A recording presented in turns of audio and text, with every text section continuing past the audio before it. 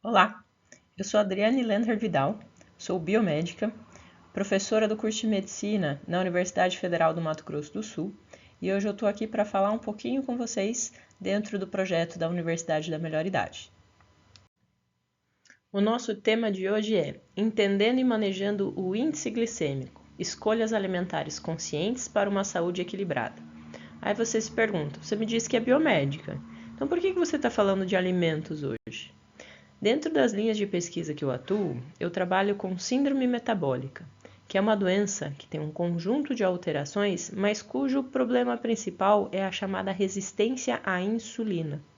E essa resistência à insulina é desenvolvida geralmente ao longo da vida e termina lá no diabetes mellitus. E isso tem um grande problema quando a gente pensa no envelhecimento saudável. Então, hoje a gente vai conhecer algumas coisas importantes relacionadas ao controle da glicose do sangue e também ver algumas alternativas alimentares para evitar os chamados picos glicêmicos. Vamos traçar 3 objetivos para essa aula: compreender como atuam os hormônios que regulam a glicemia, conhecer os grupos de alimentos e como eles influenciam na glicemia, e conhecer formas de minimizar os chamados picos glicêmicos no nosso dia a dia. O que vem à sua mente quando você olha essa foto? Provavelmente seja alimentação saudável. Tenho diversas cores, diversos grupos alimentares. Isso é importante no nosso dia a dia, uma variedade muito grande do que é consumido. Mas além disso, o que a gente consegue distribuir? Que aqui eu tenho grupos alimentares diferentes, certo? Por exemplo, eu tenho um peixe. Quando a gente pensa em peixe, eu vou classificar ele como proteína, carboidrato ou lipídio, gordura. O que eu falo que ele mais tem? A gente sabe que quando a gente come carnes, a gente está consumindo proteína. Mas não é só proteína. Toda célula animal é composta de tudo que é tipo de molécula. Toda célula tem proteína, lipídio e carboidrato. As proporções é que mudam conforme o tipo de tecido, o tipo de coisa que eu estou comendo. Então, o peixe, quando eu consumo, eu estou consumindo a parte de músculo dele. E essa parte de músculo é basicamente proteína. Eu tenho gordura aqui também. Só que a porcentagem de gordura, por exemplo, é muito variável de acordo com o tipo de carne. Aquela história da carne branca ser mais magrinha, ter menos gordura, os peixes terem menos gordura. Dentro dos próprios peixes eu tenho muita variedade. Por exemplo, um salmão, quando você passa a mão na carne crua do salmão, a sua mão fica com gordura. Então a gente sabe que o teor de gordura desse alimento é diferente do teor de gordura de outros peixes. Quando a gente avalia fontes ainda animais, por exemplo, os queijos, a gente também considera isso como fonte de proteína. Mas aqui a gente já tem uma noção boa também desse teor de gordura. Por exemplo, a gente sabe que queijos brancos são queijos mais magros, em teoria mais utilizados numa dieta de perda de peso, enquanto que os queijos amarelos são queijos mais ricos em gorduras e devem ser evitados em grande quantidade. Pensando em proteína, tem algum outro alimento aqui que você consegue identificar como proteico? A gente tem uma grande fonte de proteína aqui, que é ou a lentilha ou a ervilha, que a gente na foto não consegue avaliar tão bem. Mas esses grãos, as leguminosas, aquelas sementinhas que saem de dentro de uma vagem, todas têm um teor proteico bem alto. Lentilha, feijão, grão de bico, soja. E eu consigo então consumir isso como uma fonte de proteína. O que mais que a gente tem aqui na imagem? Basicamente, todo o restante dela a gente enquadra como carboidratos. E existem diferenças entre esses carboidratos, né? A gente tem aqui todos os pães, a princípio esse aqui parece mais integral, um pouquinho, uma fibra um pouco mais menos processada, mas se eu penso nas farinhas brancas, eu tenho um tipo de carboidrato simples que é digerido bem rapidamente. Quando eu penso nas frutas, eu tenho diferentes teores de açúcar, diferentes teores de carboidratos em cada uma delas. Se uma fruta é mais doce versus uma fruta menos doce, certo? Das hortaliças, daquilo que a gente considera salada, né? A cenoura também é muito adocicada, é carboidrato. O tomate é um fruto, é carboidrato, basicamente, água, fibra. O arroz é um carboidrato simples. Aqui a gente tem até o cereal matinal, granola. Então, dentro do que a gente considera uma alimentação saudável, aqui eu já tenho alguns princípios, que é que a base alimentar nossa é de carboidratos, é de coisas simples para darem energia para o nosso organismo funcionar. Mas a gente tem que pensar que não só uma alimentação adequada é uma mistura de todos esses grupos alimentares nas proporções corretas, nas proporções ideais, mas também a gente consegue ter alguns truques para evitar os picos de glicemia. Entre uma refeição e outra, de onde é que vem a nossa energia? Então, toda vez que a gente come, aquilo que você comeu está sendo digerido, está circulando no seu sangue e parte já está sendo utilizado para o seu organismo funcionar. O resto vai sendo tornado em reserva. Que reserva é essa? Então, uma fonte imediata de fornecimento de glicose, um tipo de açúcar, é o glicogênio, uma molécula grandona, pensa como se fosse uma colcha de crochê bem grande, em que eu juntei vários pedacinhos e fiz um material bem grande, em que eu tenho inúmeras moléculas de glicose interligadas. Então, é uma fonte imediata de fornecimento de glicose a partir do músculo e do fígado. Mas veja que isso aqui corresponde a um quase nada da sua energia sendo produzida durante o jejum.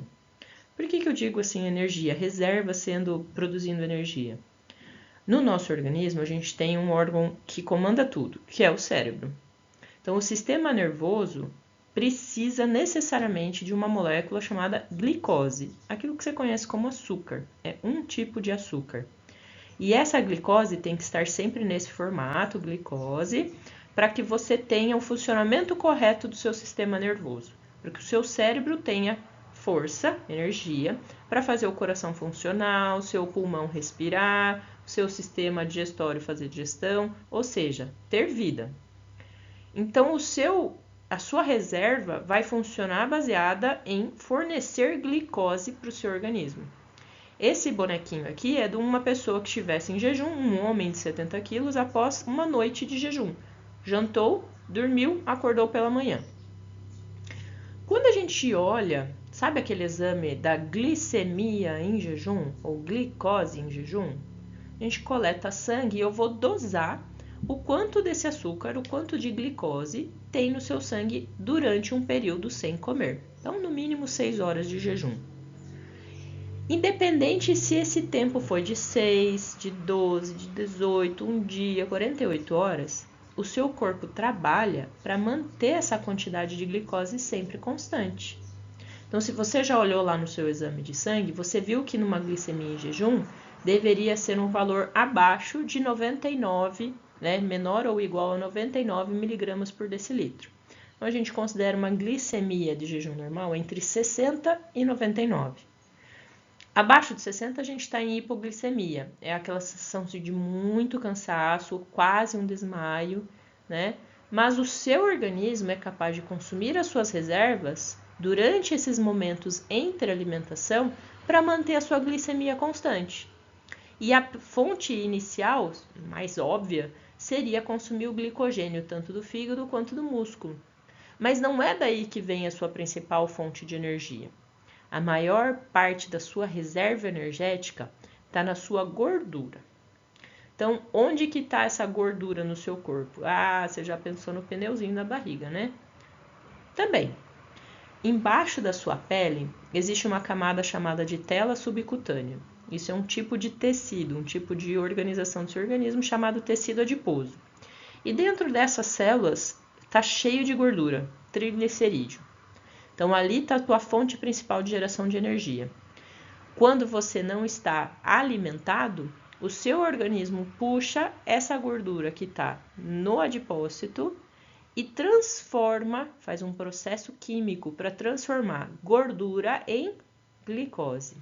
Olha que doideira, eu pegar gordura e fazer outro tipo de molécula, né? Não só a gente faz esse consumo de gordura durante o período que a gente está em jejum, mas a gente também consome a proteína. Onde a gente tem proteína? Nos músculos. Então, essa proteína também passa por um processo de conversão, também chamado de gliconeogênese, em que eu transformo aminoácidos, que é o tijolinho da proteína, em glicose. Ou seja, quando você não se alimenta e faz jejum, o teu corpo está produzindo a sua energia, a sua glicose, a partir principalmente da gordura, mas também da proteína.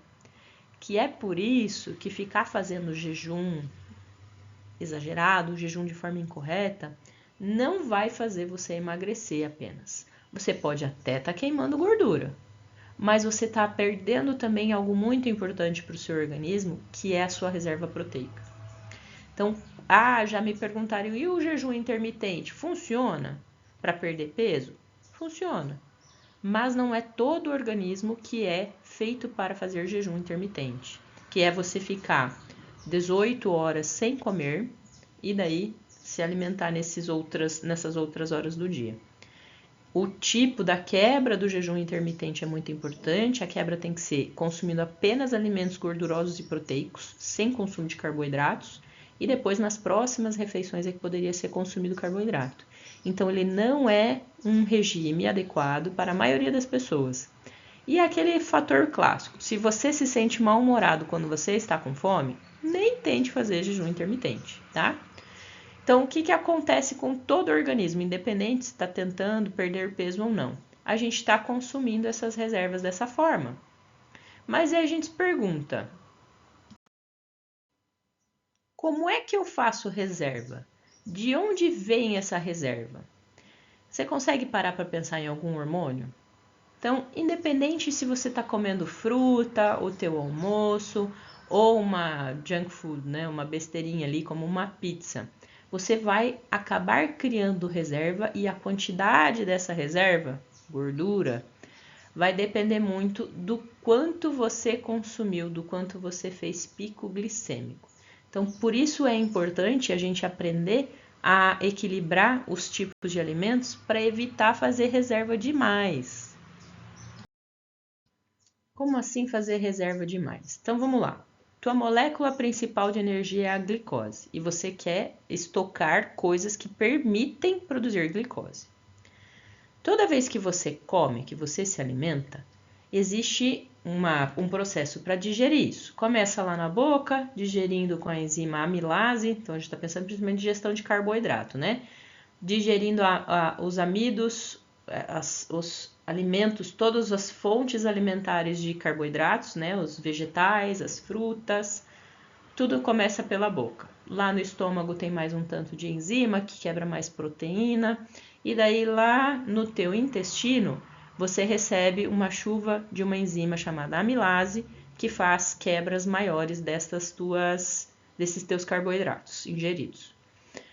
Por que vai quebrando tudo? Porque eu preciso o menor tijolinho possível, que é a glicose ou alguns outros açúcares simples, para serem absorvidos lá na borda do intestino delgado. Então vai quebrando tudo a ficar até uma coisa muito pequenininha, uma molécula pequena, que é absorvida.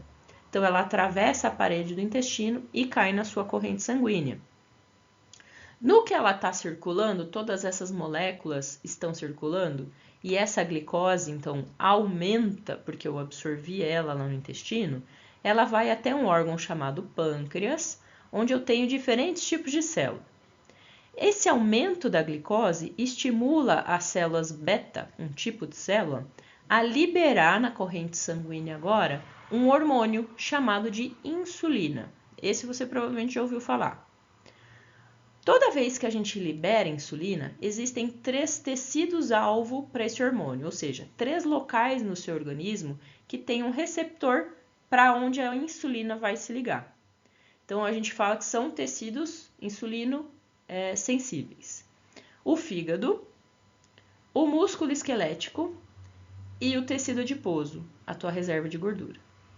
Então, toda vez que você come e a sua glicemia aumenta, você libera insulina E essa insulina, na hora que chega lá no fígado, faz com que você capte essa glicose que está circulando para o interior do fígado. Lá no fígado tem um monte de processo químico que faz juntar as várias moléculas de glicose e fazer reserva do tipo glicogênio. A mesma coisa acontece no músculo esquelético. A insulina liga no receptor, abre uma portinha chamado transportador de glicose, a glicose entra e o músculo faz reserva no formato de glicogênio. Excelente! Esses órgãos precisam, o músculo precisa ter glicose para você ter força de contração muscular, ter energia fácil.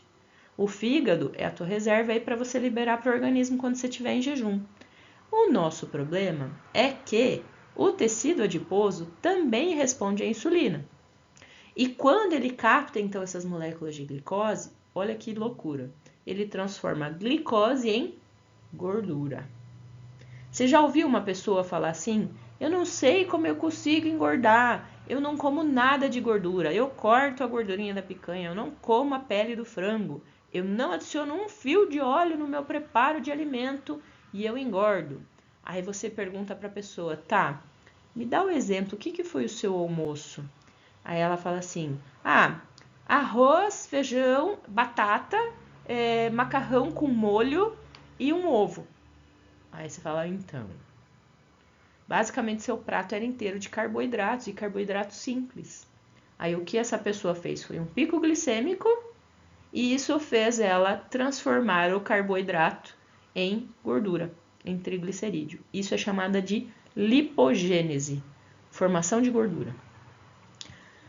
Quando a gente pensa hoje, humanidade, sociedade moderna, isso é incômodo, porque a gente hoje sabe que a obesidade tem relação com doenças cardiovasculares, né?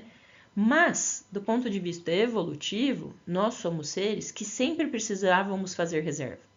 Lá na pré-história, a gente não tinha geladeira, a gente não tinha iFood, mercado, ou seja, o teu organismo ainda trabalha com essa mentalidade pré-histórica de que ele precisa fazer reserva.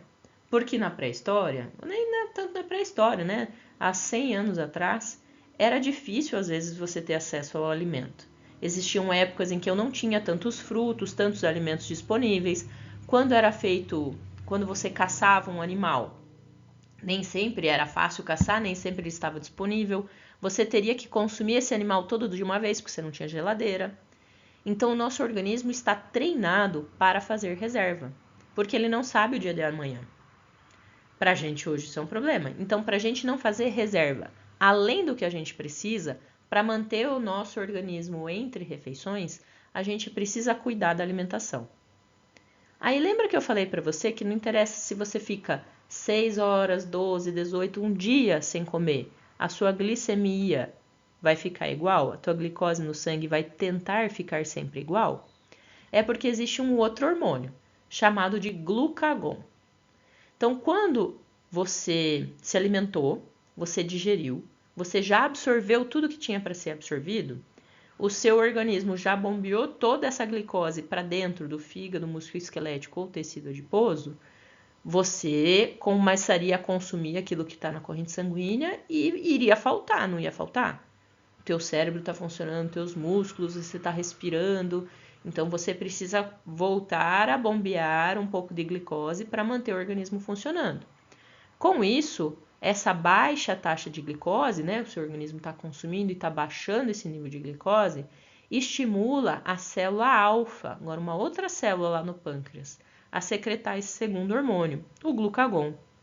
E ele vai ter receptores para o glucagon nos mesmos pontos onde eu tinha receptor para insulina. Então, no fígado, no músculo esquelético, no tecido adiposo.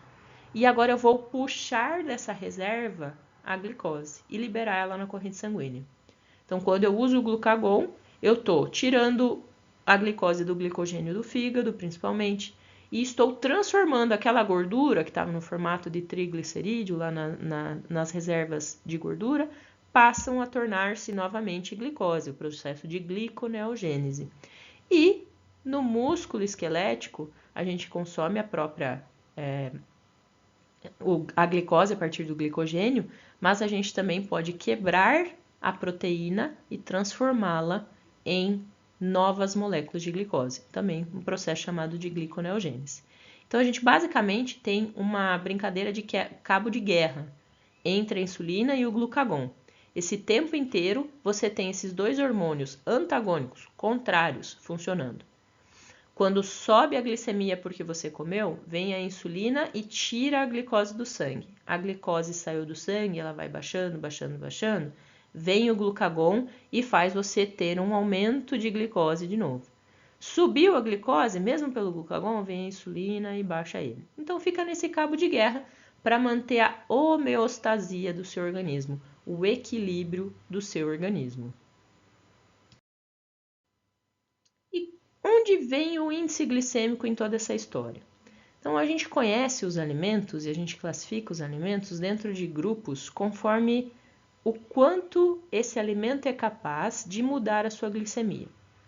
Então, pensa assim, você já tem essa noção. Se eu te falo, alface versus sorvete de chocolate, você sabe que o sorvete é doce e o alface não é. Então, essa diferença no próprio sabor do alimento indica pra gente já qual é o índice glicêmico. Quanto mais doce um alimento, maior é o seu índice glicêmico. Então, esse índice foi criado avaliando-se várias pessoas para a gente dosar na corrente sanguínea delas, pegar amostras de sangue e ver o quanto comer esses alimentos afeta a glicemia. Isso foi feita uma comparação, ou com uma solução padrão de glicose, então pegar açúcar, pôr num líquido e a pessoa tomar e saber o quanto que aumenta a glicemia dela, ou consumir um pão francês de um tamanho determinado. Tá? Então, isso seriam as unidades de comparação. Aí a pessoa vai lá, as várias pessoas consomem uma porção definida de um alimento que tem um X de carboidrato. Isso aí entra vários processos de análise do alimento. Então, eu consumo uma determinada porção de alimento e essa pessoa, então, tem uma elevação da glicemia lá na dosagem do laboratório, na dosagem do sangue, dessa glicose, eu consigo saber se esse aumento é grande ou não e se essa proporção do aumento é parecido com aquela solução padrão da glicose ou com o consumo do pão francês. E aí foi feita uma divisão entre 3 grupos: baixo índice glicêmico, médio e alto. O que significa isso? Um baixo índice glicêmico é um alimento que fica até o índice 50, em que eu tenho uma elevação de uma velocidade mais lenta e eu não faço um pico tão alto, uma curva tão alta. E é fácil a gente pensar no sabor. Então, vamos olhar aqui. Um índice glicêmico mais baixinho, em 10. A gente tem, por exemplo, o alface. Aí você fala, alface tem carboidrato? Toda celulose que forma o nosso arcabouço das plantas é um carboidrato, só que nós, seres humanos, somos incapazes de digerir a celulose, consumir esse carboidrato, porque nós não temos uma enzima chamada celulase. Os animais ruminantes têm, a vaca, ela tem uma enzima que digere isso. Então, a vaca e o cavalo e os animais que comem pasto, por exemplo, digerem, consomem, absorvem energia desses alimentos, dessa fibra que é a celulose. Nós não. Então, isso é o que a gente chama de fibra. A gente tem fibras solúveis e fibras insolúveis nos alimentos vegetais. Então, quando eu estou consumindo alface, a gente dá ele como 0 caloria. Porque o que ela tem ali é fibra que eu não faço digestão e água, certo? Não tem nem gosto doce. Agora, temos um tomate. O tomate eu tenho a sensação de que ele tem, principalmente um tomate cereja, ele é mais adocicado. Mas ao mesmo tempo eu sinto que ele é algo mais com bastante água. Observe aqui que tem proteínas aqui no meio. Eu tenho peixe aqui no meio. Peixe tem carboidrato? Lembra que eu falei antes que toda célula tem proteína, lipídio e carboidrato? Só que o teor disso aqui, o teor de carboidrato é irrisório em comparação com o teor proteico. Mas no queijo eu tenho uma noção um pouco melhor disso, né? Os queijos, para quem tem intolerância à lactose. Lactose é o açúcar do leite. Então, esse açúcar do leite num queijo bem amarelo já foi consumido. A levedura que produziu o queijo, que fez aquilo se tornar queijo, o leite se tornar queijo, foi consumido. Então, queijos amarelos têm menos lactose, vão ter menos carboidrato, mas terão mais gorduras, tá? Então, o índice glicêmico desses exemplos, aqui temos também os cogumelos, a gente não consome muito no Brasil, são índices glicêmicos baixos, ou seja, se eu comer esse grupo aqui, a minha glicemia quase não aumenta. O que faz de aumento da glicose no sangue é muito baixo. A cereja é docinha, mas ao mesmo tempo ela não é tão doce quanto outras frutas. Aqui temos o pepino, temos uma outra fruta com a cara de um pêssego, provavelmente. Morangos. Morango, dificilmente você pega um morango bem doce, certo? Laranja, pera, aqui possivelmente uma lima. Aí já estamos subindo. O mirtilo é mais docinho, a uva é bem mais doce. Os grãos, como os feijões, já têm o carboidrato. Então, não necessariamente um carboidrato é doce. Na maior parte das vezes, os carboidratos, os açúcares, são doces, mas nem sempre, tá? Então, o feijão é rico também em carboidrato, além do teor proteico que ele tem. Quando eu olho mais para frente, então estou no final do índice glicêmico baixo, o kiwi, o caqui, café, se for adoçado, eu tenho todo o consumo do açúcar que eu adicionei, o açúcar simples. E agora o médio, olha a banana. Eu tenho a banana, o abacaxi, a beterraba, são coisas bem doces. A banana, temos vários tipos no Brasil. O sabor de uma banana prata versus uma banana nanica é muito diferente. A banana prata é muito menos doce. A banana nanica é bem mais doce. Então, mesmo dentro de uma mesma fruta, eu tenho variações. O que seria mais saudável é o consumo da banana prata. Ela é nutricionalmente um pouco mais adequada. Aqui temos as geleias. Lembrando que para produzir geleia, o ideal seria não adicionar açúcar, né? Para que eu não tenha adição do açúcar simples, eu fique apenas com o açúcar da fruta. O milho, que a gente já sabe que é doce. Olha quem está do lado do milho, o sorvete. A abobrinha, o arroz, principalmente o arroz branco. Waffles, massas, produção de algumas coisas assim de consumo. Pode ser feito em casa, mas que tem que ser produzido a partir de farinhas. Aqui temos outros vegetais, que a gente não, né, o desenho não colabora. Os alimentos aqui, hambúrguer, estamos num alto índice glicêmico, hambúrguer e batata. Por que a batata baroa, a batata inglesa, ela tem alto índice glicêmico? Quando eu consumo ela, no meu estômago, ela digere muito rápido e libera muita glicose de uma vez só. É uma fonte muito fácil de eu puxar essa glicose.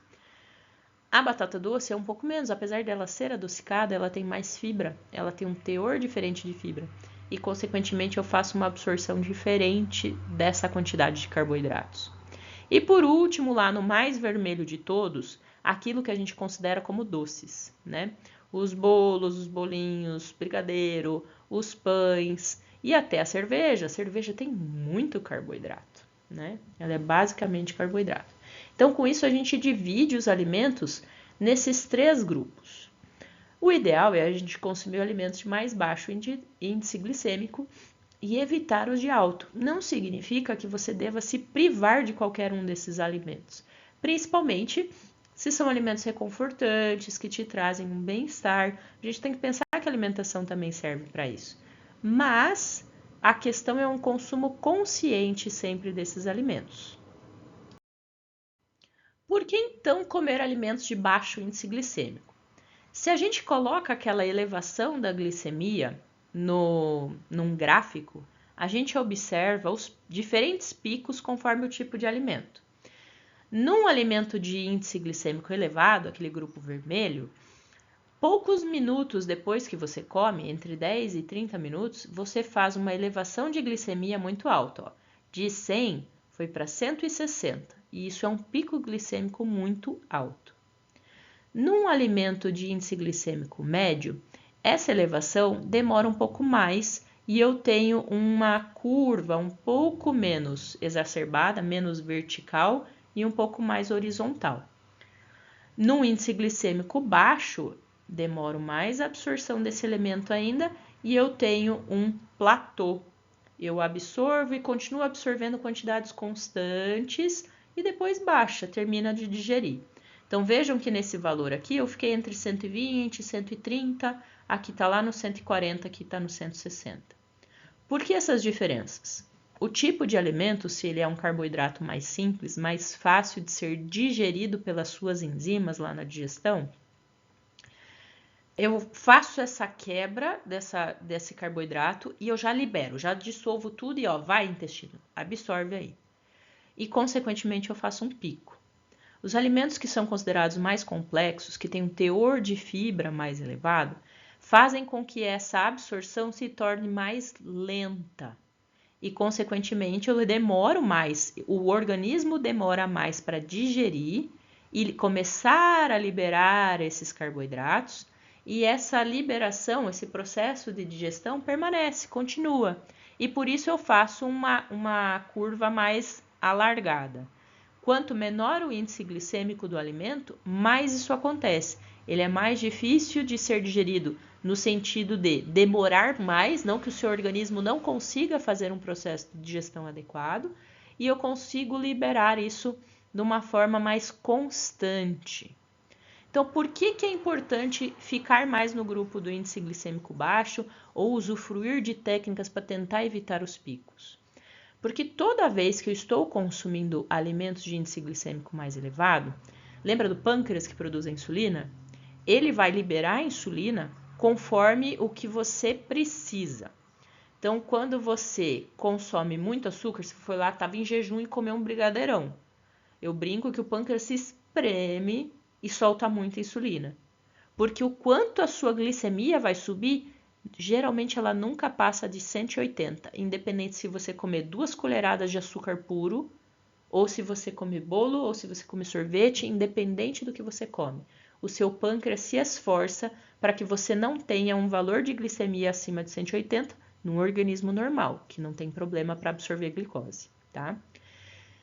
Além de você estar fazendo isso com o seu pâncreas, forçando o pâncreas, vamos falar assim, esse excesso, essa glicose muito tempo disponível na corrente sanguínea, esse excesso de glicose causa uma reação química chamada de glicação não enzimática e produz os chamados AGEs. Vem da sigla em inglês para produtos finais de glicação avançada. Isso são moléculas nas quais eu ligo uma glicose e essa glicose ligada atrapalha o funcionamento dessa molécula. Tem um exemplo que talvez você já conheça. Você já fez o exame chamado hemoglobina glicada ou glicosilada? Esse é um teste que a gente faz hoje no laboratório para avaliar se a pessoa tem diabetes ou, caso ela já tenha, se ela está conseguindo fazer um controle do diabetes. Lá dentro das suas células vermelhas, as células que transportam oxigênio no seu sangue, existe uma proteína chamada de hemoglobina. E ela tem vários fragmentos, vários pedaços. Em um desses pedaços dessa proteína, a glicose se liga de uma forma irreversível, ela nunca mais se desliga. E, consequentemente, eu consigo dosar e saber o quanto você fez de picos glicêmicos, o quanto a sua glicemia ficou elevada, baseado nesse processo de glicação. Esse processo da glicose se ligar na hemoglobina não é só da hemoglobina. Esse processo da glicose se ligar é em diversas proteínas do seu organismo. Esse processo de glicação não enzimática, por exemplo, na pele, se liga no colágeno da pele. E o colágeno é uma molécula que deveria manter a infraestrutura da pele, deixar a pele firme, no lugar. E a partir do momento que eu começo a degradar ela por causa da presença da glicose, ela não tem a função estrutural que ela deveria ter, eu posso ter, por exemplo, um envelhecimento precoce. E esse envelhecimento precoce está acontecendo em todo o seu organismo, em todos os seus órgãos, nos vasos sanguíneos, no coração, no rim, em todos os lugares do seu organismo. Se você faz muitos picos glicêmicos, você favorece esse processo de glicação. Sabe quando você produz, quando você cozinha, que, principalmente se você frita uma carne que faz aquela crostinha, isso é um processo de glicação, um processo físico de glicação.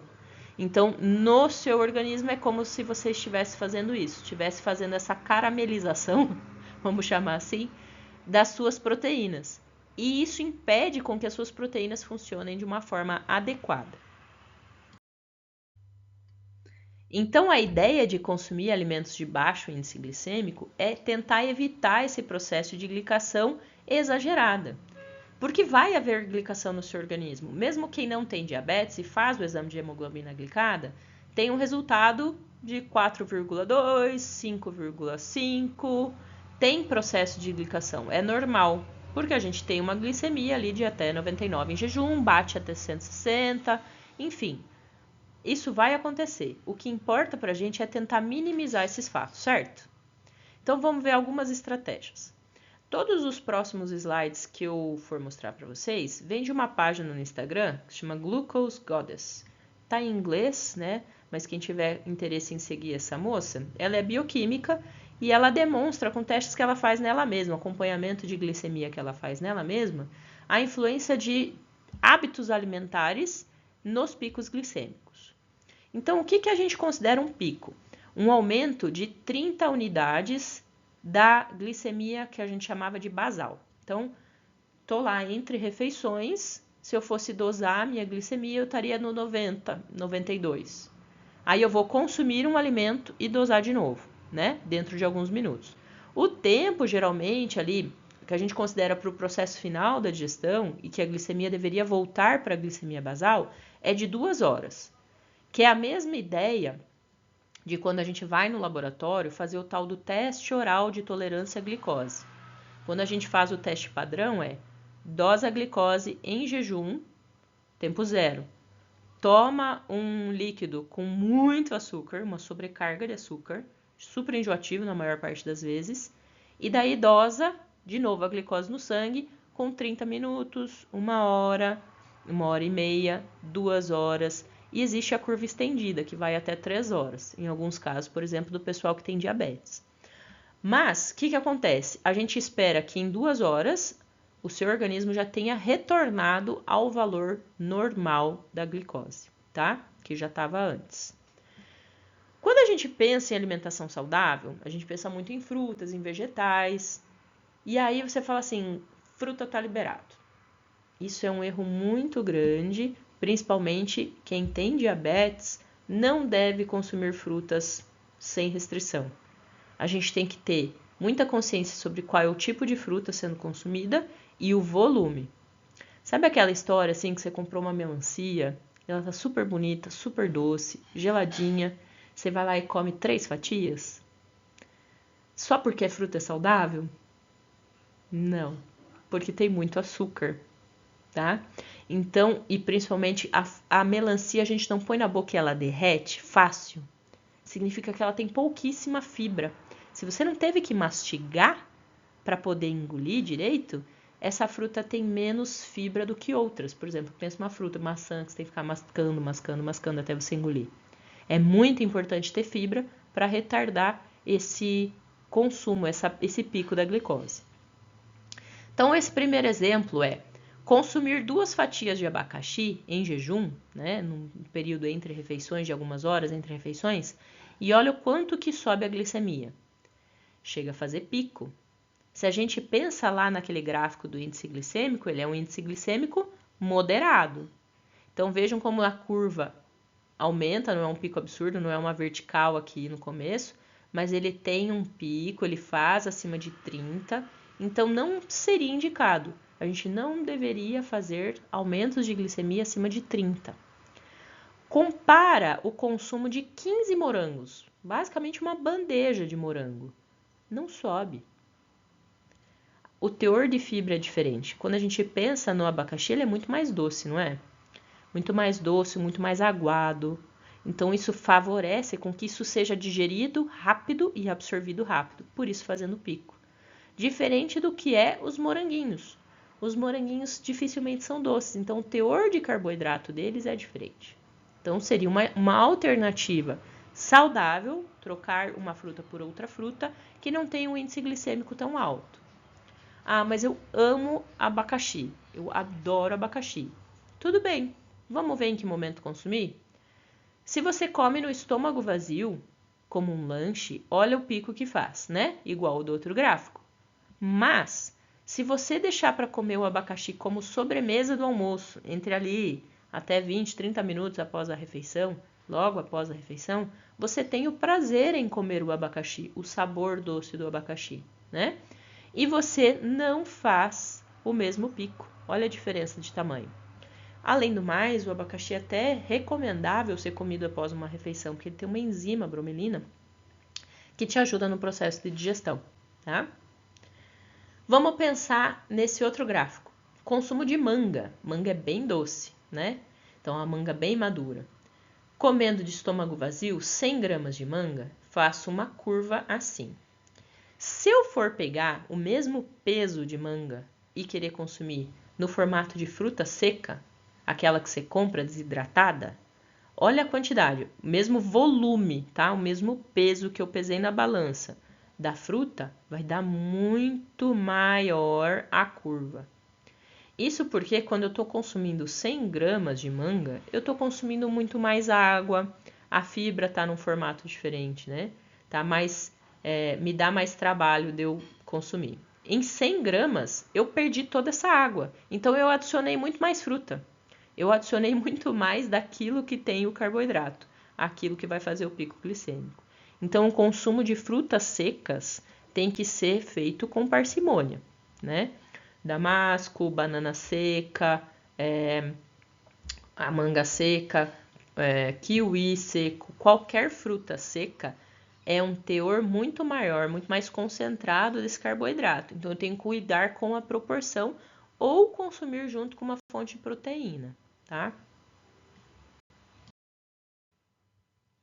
Vamos para outros exemplos de fruta. Consumir 2 maçãs não chega a fazer o pico glicêmico, mas bate na trave. E lembra que eu falei sobre ser mais difícil de digerir? Você tem que mascar mais vezes. Se eu pegar essas mesmas 2 maçãs e for querer bater ela no liquidificador com gelo, fazer o que a gente chama de smoothie, né? Uma batida, você tem uma curva diferente. Primeiro, eu aumento a glicemia num valor mais alto e eu tenho uma queda mais rápida. Isso porque a partir do momento que você bate um alimento no liquidificador, você faz com que o tamanho das fibras que tem lá sejam quebradas. E isso vai favorecer uma absorção mais rápida daquilo que está no alimento. E você não quer isso nesse momento, você não quer o pico glicêmico. Pior ainda se for consumir como suco. Suco significa o quê? Eu pegar essa maçã batida com água e coar. Tirar realmente a fibra, ter só o líquido. Assim como a gente faz muitas vezes com a laranja sem o bagaço. Você fazer esse consumo é fazer um pico muito maior. Isso porque as fibras têm justamente essa finalidade de retardar a absorção do alimento no intestino e favorecer essa absorção. Para o mamão, mesma coisa. Eu tenho o consumo da fruta sozinha, faço o pico, mamão é bem docinho. Mas existe uma alternativa, que é o consumir algo proteico antes do consumo da mesma quantidade de mamão. Então, se eu faço um consumo de proteína primeiro, aqui são 2 ovos cozidos, ou um ovo mexido, alguma coisa, é como se você preparasse o seu estômago para essa digestão, eu misturo esse alimento ali no trato digestório e eu não tenho a mesma acessibilidade. E por isso eu consigo fazer, então, uma absorção mais lenta do carboidrato do mamão. Uma outra alternativa aqui, a uva verde, faz um aumento razoável, mas não faz o pico, não bate os 30, o aumento maior do que 30. Mas tem um hábito que os franceses fazem muito, que é consumir queijos, junto com o consumo de uvas. Sabe a tábua de frios? Então, nesse consumo junto com o queijo, que é proteico e gorduroso, a absorção do carboidrato da uva fica muito mais baixa. Então, são algumas alternativas para você evitar o pico glicêmico consumindo frutas. Se a gente avalia refeições, a gente também tem essa diferença. Por exemplo, o brasileiro está bem na fita. A gente dificilmente consome só arroz, né? O arroz branco faz pico. Se eu consumo junto arroz e feijão igual o brasileiro faz, eu diminuo isso. Porque o feijão tem muita proteína, tem muita fibra. Então, eu favoreço uma redução nessa velocidade de absorção. É muito melhor para o seu processo de digestão. E olha aqui, 2 tipos de grãos que eu falei que eram fontes vegetais de proteína. Grão de bico versus lentilha. A lentilha tem um teor proteico maior e, consequentemente, faz um pico menor do que é o grão de bico. O grão de bico, quando a gente come, a gente sente ele meio farelento na boca, né? Então, isso demonstra, toda vez que eu sinto esse farelento, é que geralmente tem um alto teor de amido.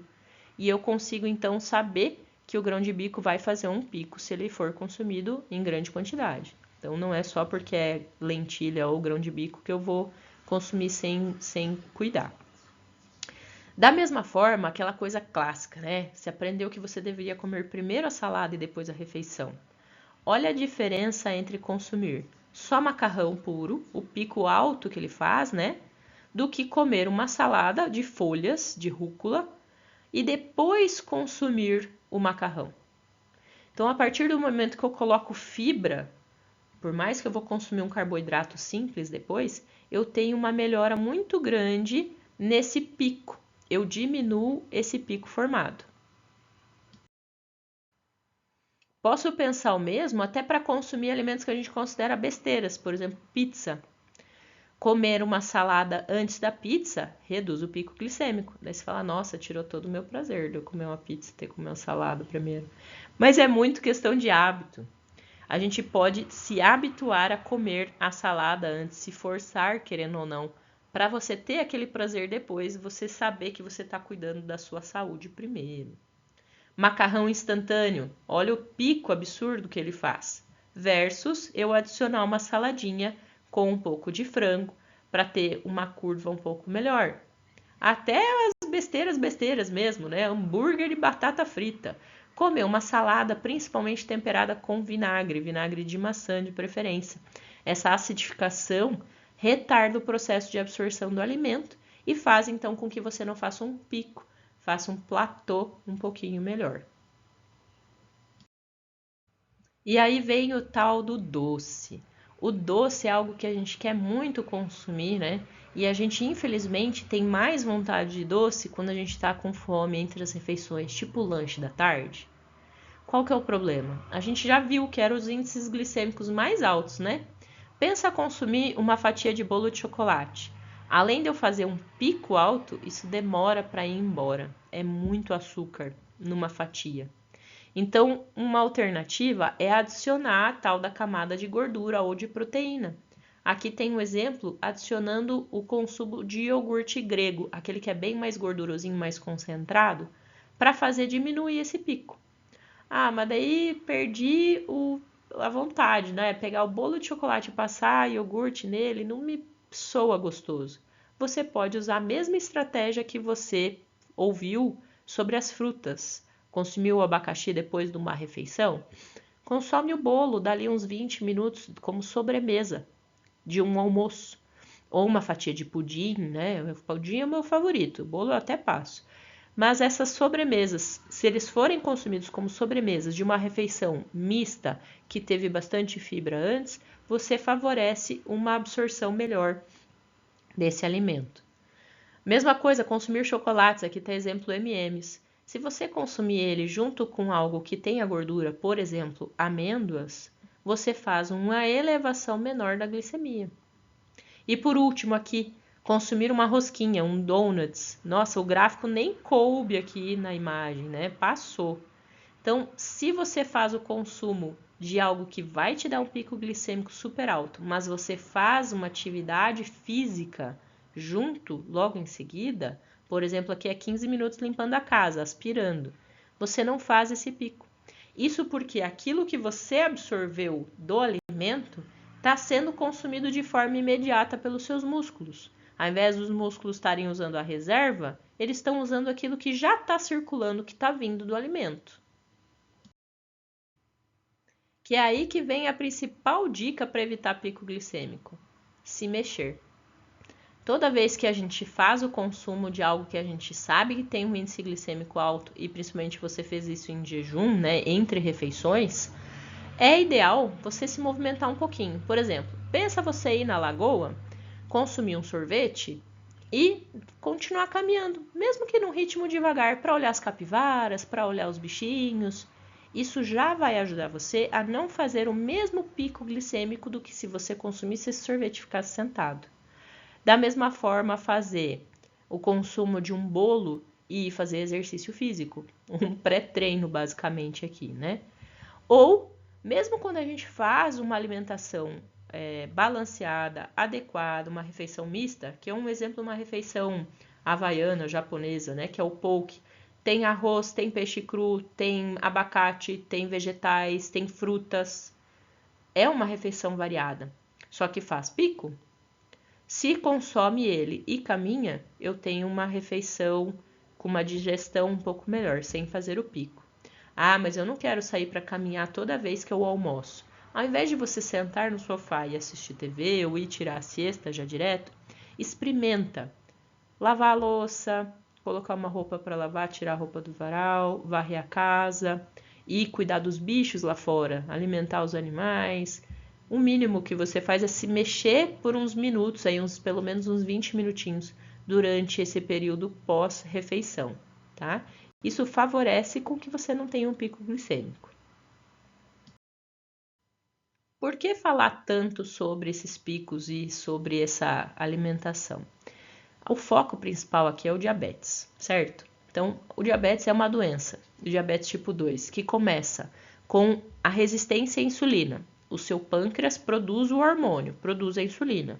E num primeiro momento, ele é capaz de mandar a glicose lá para dentro do músculo, do fígado e do tecido adiposo. Só que com o passar do tempo, com o aumento da obesidade principalmente, essa ação da insulina começa a diminuir. A tua glicemia fica constante por mais tempo, por mais que você está secretando a insulina. E o seu pâncreas começa a pensar que ele precisa então secretar mais insulina, mais. E com isso você aumenta a insulina, essa insulina não tem ação normal, até o momento que o pâncreas fica cansado e ele começa a ter o que a gente chama de insuficiência de células beta. Elas começam a morrer de cansaço, vamos dizer assim. E, consequentemente, chega um momento da evolução do diabetes em que se faz uma demanda por insulina exógena, ou seja, não adianta só tomar os comprimidos que a gente usa para manter a glicose baixa. Tem que usar uma injeção várias vezes ao dia e ficar controlando, furando o dedo para saber como está a glicemia, para conseguir ter uma expectativa de vida melhor. Isso porque o diabetes é problemático por causa das suas consequências. Aqueles AIDs que eu falei lá no começo, aqueles produtos finais da glicação avançada, fazem danos em vasos sanguíneos nos vasinhos pequenininhos, fazem estresse oxidativo nos vasinhos pequenininhos. E esses vasinhos são importantes em várias áreas do seu corpo. Quando eu começo a perder ele, eu passo a ter as consequências do diabetes descompensado. O tal do pé diabético, a dificuldade de cicatrização de feridas, porque não tem vasinho sanguíneo irrigando o suficiente a tua pele e não consigo cicatrizar de forma adequada. A cegueira, vindo do que a gente chama de retinopatia diabética, começa a formar uns vasos sanguíneos errados, eles vazam, sabe? Eles fazem hemorragia e a pessoa vai perdendo a visão até o ponto de ficar cego. Os rins entram em quadros de insuficiência, a pessoa pode precisar de diálise por causa do diabetes. Os outros problemas mais imediatos e mais preocupantes, o acidente vascular encefálico, AVE, o AVC, que a gente chama de derrame, e o infarto agudo do miocárdio ou o ataque cardíaco. Todos esses problemas são doenças de vasos sanguíneos. E, consequentemente, se eu faço picos glicêmicos a minha vida inteira e eu chego num ponto da vida em que eu danifiquei esses vasos, eu posso ter essa consequência, infelizmente, bem prejudicial do que é o diabetes. A gente finaliza aqui com uma pirâmide alimentar brasileira, em que a gente tem aquele clássico, que é a base da nossa alimentação é sim de carboidratos, cereais, pães, tubérculos, raízes, massas em maior quantidade, a maior quantidade de porções ao dia, dividido em todas as refeições que você faz, né? Café, almoço e janta, além de lanches aí entre a cada 2 horas mais ou menos. As frutas entram de 3 a 5 porções, as hortaliças 4 a 5, lembrando-se que, de acordo com o sabor, quanto mais doce, geralmente maior o índice glicêmico. Então eu tenho que cuidar também no consumo de frutas. Principalmente quem já tem diabetes diagnosticado não pode consumir frutas de forma irrestrita, tá? As porções de leite e derivados, né, o iogurte, os queijos, de 3 porções ao dia. As carnes e ovos, 1 a 2 porções ao dia. As leguminosas, então feijão, ervilha, grão de bico, lentilha, 1 porção ao dia. As gorduras, óleos e gorduras. Lembrar que aqui é tanto aquilo que foi adicionado, quanto a gente tem que considerar a gordura própria do alimento. E bem lá no topo, um pouquinho de açúcares e doces. Evitar sempre adicionar açúcar nas coisas e consumir esse açúcar que já vem do alimento. Então, essas dicas de alimentação saudável não são apenas lá na melhor idade que a gente tem que seguir.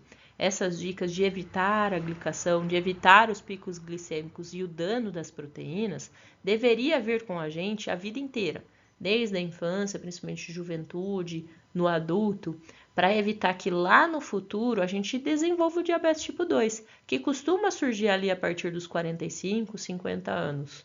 Isso porque o nosso corpo vai desenvolvendo a resistência à insulina.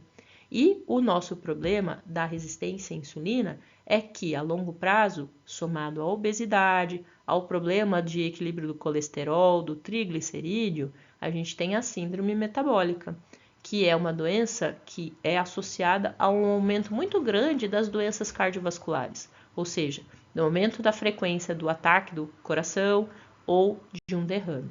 Então, por isso a gente deve cuidar desde sempre. Agradeço a você que ficou até aqui me ouvindo e lembre-se, não é porque é um alimento de alto índice glicêmico que você nunca vai consumir. Não se prive de alguns prazeres da vida. Só que aprenda a consumir eles de forma um pouquinho mais consciente, tentando evitar os potenciais danos que hoje a gente sabe que eles podem causar. Fica aqui meu e-mail e minhas redes sociais caso você queira me seguir. Uma ótima semana para você!